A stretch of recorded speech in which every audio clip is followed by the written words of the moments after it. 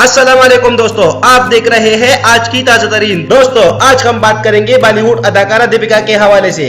بھارتی T V کی نامور اداکارہ دپیکا کے پہلی افطار کی ویڈیو سوشل میڈیا پر وائرل ہو گئی ہے۔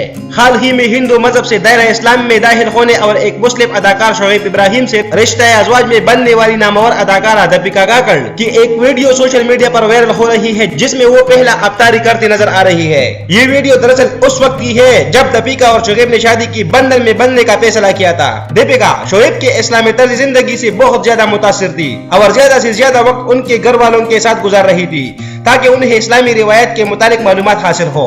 ویڈیو میں دیکھا جا سکتا ہے کہ ایک سال قبل دپیکا رمضان المبارک کے مہینے میں اپنے سسرال کے ہمراہ نہ صرف افطاری کی تیاری کرتے نظر آ رہی ہے بلکہ ان کے ساتھ بیٹھ کر افطاری بھی کر رہی ہے اور بہت زیادہ خوش ہے۔